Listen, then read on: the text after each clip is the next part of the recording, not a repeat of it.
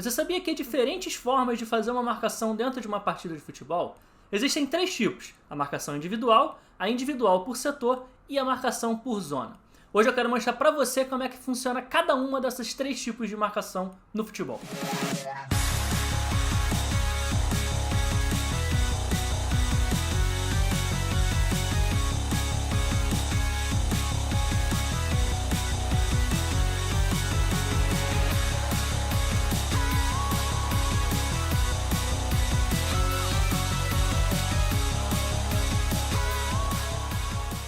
Fala galera, Bruno Pet na área para mais um vídeo. Hoje eu queria falar um pouquinho sobre as diferentes formas que tem de um time fazer a marcação no seu adversário. E é importante a gente falar um pouquinho sobre o histórico. Lá nos primórdios do futebol, todo mundo praticamente marcava individual. Na época da formação do WM, que é esse 3-4-3 que tem um formato de um W e um formato de um M, dá pra gente perceber que se os dois times jogam no WM, esses encaixes individuais, essas marcações individuais ficam muito simples, porque cada um pega o seu e cada um tá mais ou menos na mesma área do campo. Só que aí, aqui no Brasil, um tal de Zezé Moreira, ele quis modificar a formação e ele começou a utilizar um 4-2-4. No 4-2-4, se cada um pegar o seu, vai ficar meio confuso, os jogadores não vão saber quem que eles vão precisar perseguir. Vai desconfigurar muito o desenho tático do time. Então o que o Zezé Moreira fez, ele começou a ter algumas referências mais de espaço, colocar as referências mais por zona.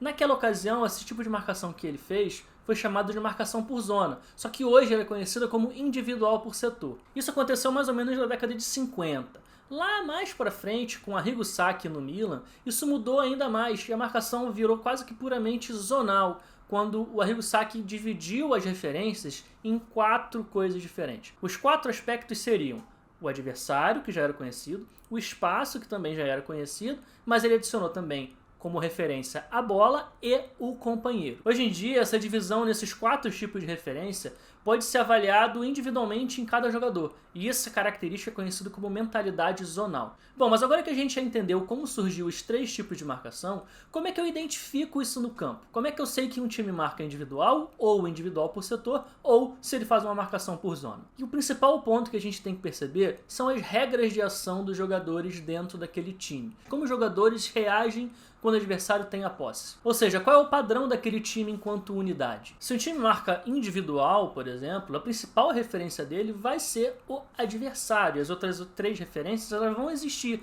mas elas vão ter menor importância. Um padrão muito importante de times que fazem marcação individual são essas perseguições mais longas. É quando um jogador encaixa no outro e persegue ele ao longo do campo. Na teoria, nunca vai ter nenhum jogador adversário livre, então eu vou estar sempre pressionando, sempre tentando ali atrapalhar o adversário, tirando o tempo dele e o espaço dele para ele poder reagir, diminuindo muito e tentando fazer muita pressão no adversário. Um time que faz isso muito bem, e fez isso muito bem no passado recente, é a Atalanta do Gasperini, que chegou até a semifinal de Champions League. Então isso quer dizer o quê? Que a marcação individual ela não é algo do passado, algo que ninguém mais utiliza hoje, que não funciona mais no futebol moderno. Um outro time que marca individual, agora falando aqui de Brasil, é o São Paulo do Crespo, que faz perseguições muito longas. Então a gente repara aqui como o Reinaldo, que é o ala, e o Gabriel Sara, que é o meia, eles vão inverter de posição, porque os jogadores pelos quais eles têm como referência trocam de posição. Então não importa se o meia vai ficar mais atrás do lateral ou do ala. O que importa é que a referência deles é um indivíduo. Reparem nesse outro lance como o Arboleda foi marcar o camisa 9, o Arboleda, que é um zagueiro pela direita, foi marcar o camisa 9, que baixou ali para dar um desmarque de apoio, e o Luan tá marcando o meia, que tá fazendo a infiltração nas costas da linha de defesa. Então o volante está atrás do zagueiro e numa marcação individual isso é bastante comum. Na marcação individual por setor, a gente vai perceber que além do adversário, há também o espaço como referência principal ali. E um padrão interessante desse tipo de marcação é que também há perseguições, mas não tão longas, são perseguições médias, perseguições curtas.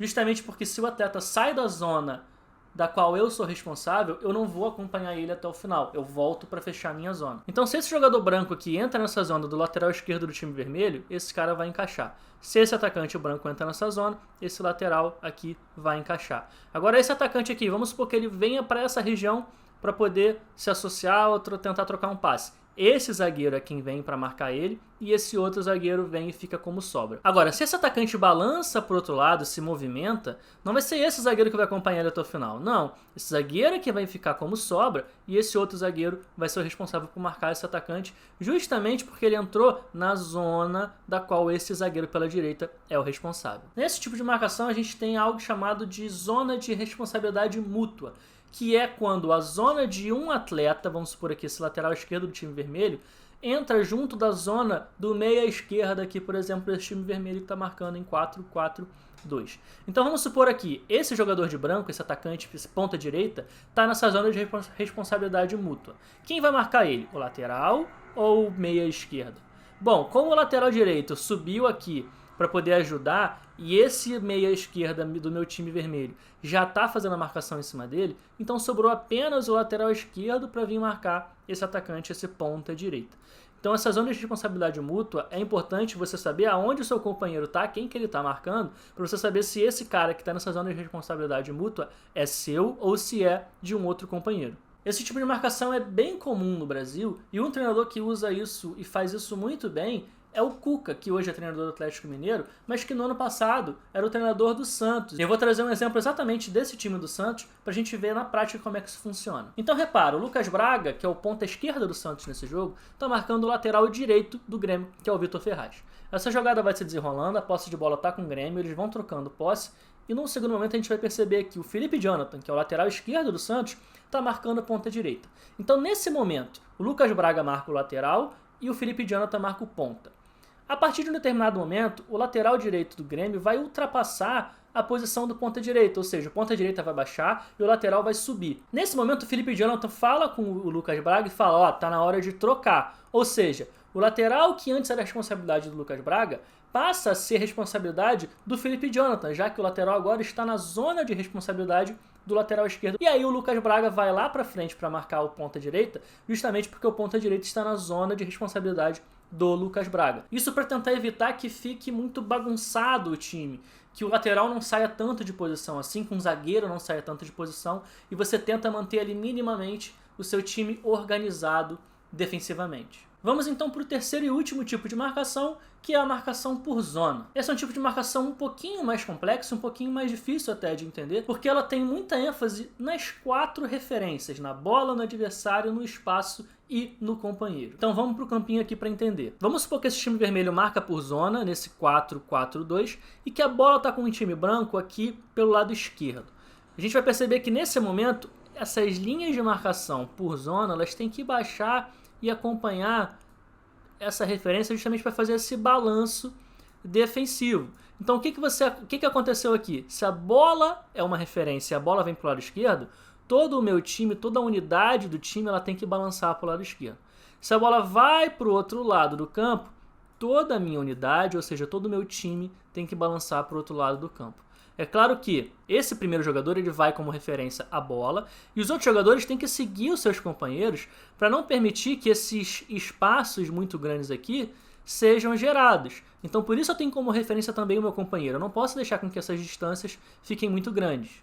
Um outro ponto da marcação por zona é esse espaço aqui entre a linha de defesa e a linha de meio campo. Esse espaço é importante porque esse espaço não pode ser muito grande, porque você não pode permitir que o adversário consiga encontrar esse passe aqui que vai colocar a bola entre as linhas de marcação do seu time. Outro ponto importante é, na marcação por zona, como o espaço também é uma referência muito importante, eu não posso deixar essa área aberta aqui para esse passe entrar. Então o que a gente tem que fazer é fazer com que os jogadores fechem as linhas de passe, não permitindo que a bola entre aqui. Então você não tem esse adversário como referência, mas você fecha a linha de passe para ele porque você está fechando espaço para a bola entrar nele. Se eu não fecho esse espaço, essa linha de passe está aberta e essa bola pode entrar aqui.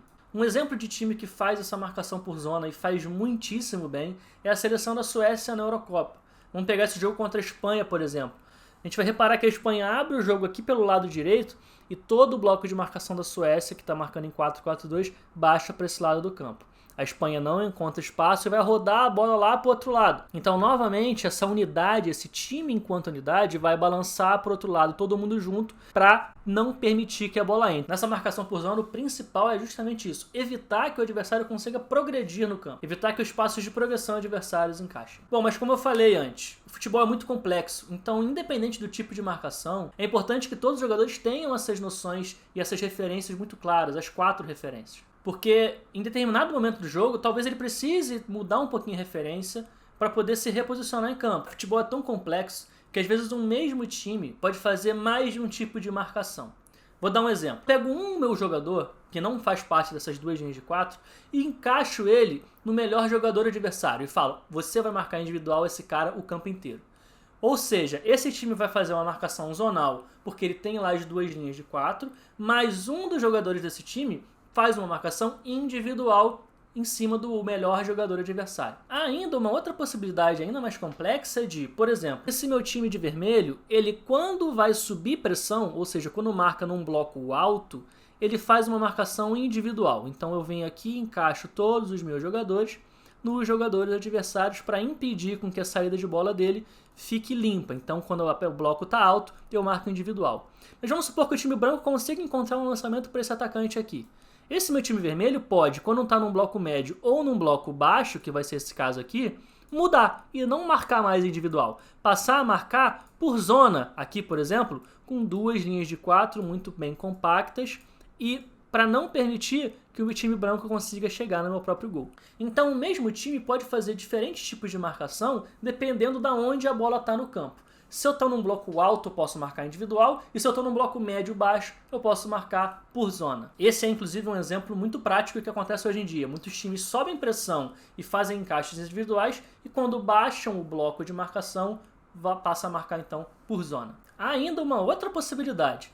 Eu posso fazer, por exemplo, que o meu time num bloco alto marque individual com os meus atacantes e com os meus meias, mas que essa linha de defesa aqui fique sempre sustentada, ou seja, ela nunca se desmonta. Esses caras aqui não vão perseguir os adversários, eles vão manter essa linha de 4 sustentada. Ou seja, um mesmo time, numa mesma altura de bloco, tem algumas referências para alguns jogadores e outras referências para outros jogadores. Nesse caso, os atacantes e os meio-campistas marcam individual, enquanto a linha de defesa com os zagueiros e laterais marcam zonal. A verdade é que muita gente negligencia, mas marcar no futebol também é uma arte. Há uma complexidade muito grande em você armar os sistemas defensivos.